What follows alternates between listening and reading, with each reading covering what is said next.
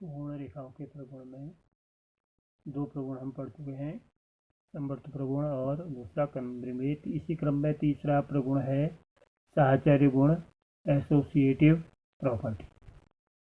तो इसमें क्या है, इसमें इसके सहचारिता दो प्रकार से होती है, योग की सहचारिता और दूसरी होती है गुणा की सहचारिता। तो सबसे पहले हम योग की सहचारिता पढ़ेंगे। हमारे पास तीन पूर्ण संख्या हैं, 2, 3 और 4। इनको जोड़ना है, 2 धन 3 धन 4। तो इनको जोड़ने के लिए हम तीन प्रकार से जोड़ सकते हैं। पहले में हमने देखो 2 और 3 का एक ग्रुप बनाया, एक समूह 2 और 3 का बनाया, और 4, फिर इसमें 2 और 3 को जोड़ के 5 हो गया, 5 में 4 जोड़ा 9, आंसर 9 आया। इसके बाद हमने समूह बदल दिया, 3 और 4 का बनाया, 3 और 4 को एक समूह में रखा, 2 को अलग रखा। तो 2 का 2, 3 धन 4 बराबर 7, 3 में 4 जोड़ के 7, 2 और 7 को जोड़ेंगे 9, तब भी 9 आया। 2 में 3 जोड़ा 5 आया, 5 में 4 जोड़ा 9 आया। अब हमने क्रम बदल दिया, समूह बदल दिए। पहले हमने 2 3 का समूह बनाया था, अब 3 और 4 का बना दिया, 3 और 4 को जोड़ा 7, 7 में 2 जोड़ा 9 आया। अब इसका हम तीसरा भी बना सकते हैं। कैसे? हम 2 और 4 का समूह बनाएं, 2 और 4 को एक साथ समूह में रखेंगे, 3 को बाहर अलग कर देंगे। तो 3 का 3, 4 में 2 जोड़ के 6, 6 में 3 जोड़ोगे 9। तो प्रत्येक स्थिति में 9 आया।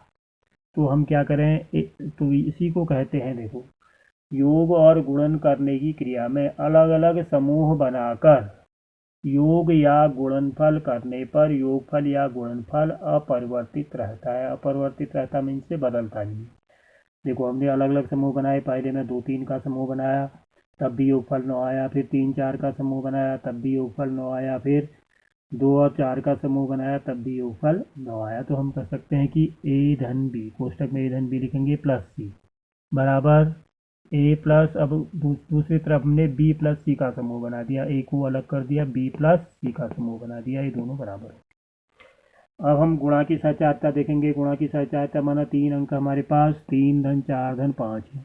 पहले हमने 3 और 4 का समूह बनाया, 3 और 4, 4 तियम 12, फिर इसको 5 से गुणा करा, 12 पंजे 60 ही, तो इसमें 60 आया। दूसरा, अब फिर हमने समूह बदल दिया। अब हमने 4 और 5 का एक समूह बनाया, 3 को अलग कर दिया। तो 3 का 3, 4 पंजे 20, 20 गुणा 3, 20 तिया 60, तब भी 60 आया। पहले में भी 60, दूसरे में भी 60। अब तीसरा देखते हैं।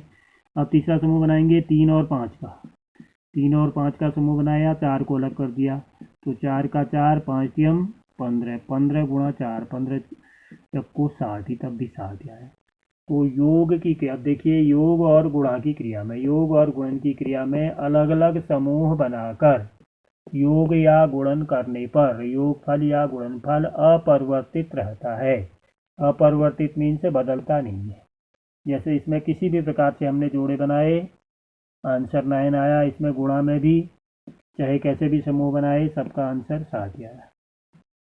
इसके बाद अगला है शून्य है। शून्य को किसी भी संख्या में हम जोड़ दें तो वही संख्या आएगी। जैसे 10 में शून्य जोड़ें 10, 15 में शून्य जोड़ें 15, 28 में शून्य जोड़ें 28। तो शून्य को किसी भी संख्या में जोड़ने पर योगफल वही संख्या आती है। तो शून्य को कहते हैं, शून्य का नाम हो गया योग का तत्समक अवयव। तो हमसे पूछा जा सकता है योग का तत्समक अवयव क्या है। तो योग का तत्समक अवयव क्या है? शून्य, क्योंकि शून्य को किसी भी संख्या में जोड़ें वही संख्या है। दूसरा अगला है गुणा का तत्समक अवयव। अब गुणा का तत्समक अवयव माने किसी संख्या को, एक को किसी भी संख्या से गुणा करने पर वही संख्या आती है। जैसे 16 में 1 जोड़ें, 16 को 1 से गुणा करें, 16 कम 16। 35 को 1 से गुणा करें, 35 से कम 35।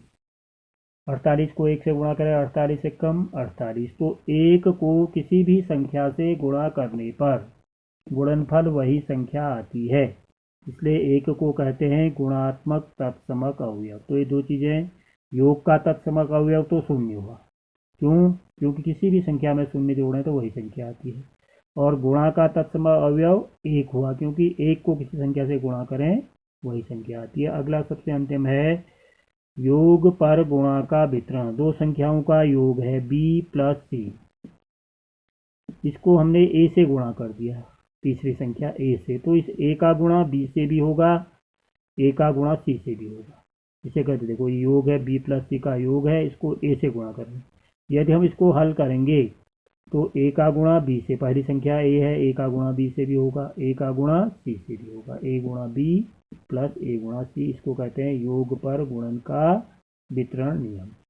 a इंटू कोष्टक में b प्लस c बराबर a गुणा b प्लस a गुणा c, a का दोनों से गुणा होगा, b से भी गुणा होगा और a का c से भी गुणा होगा, तो इसे कहते हैं योग पर गुणन का वितरण नियम। ऐसे ही घटाने पर भी गुणा का वितरण नियम होता है, ये भी लागू होता है, जैसे a into B minus C होगा, तो इसको हम क्या लिख सकते हैं, a into B minus a into C, ये घटाने पर गुणन का वितरण नियम हो गया। तो दो वितरण नियम, ये देखो योग पर गुणन का वितरण नियम और घटाने पर गुणन का वितरण नियम, ये दोनों पर लागू होते हैं। तो ये हमारे पूर्ण संख्याओं के प्रगुण हो गए, 6 प्रगुण। तो ये हमें अच्छी तरह से आनी चाहिए, यदि अच्छी तरह से नहीं आ रहे हैं तो हम बार बार वीडियो देखें, समझ में आ जाएगा। धन्यवाद।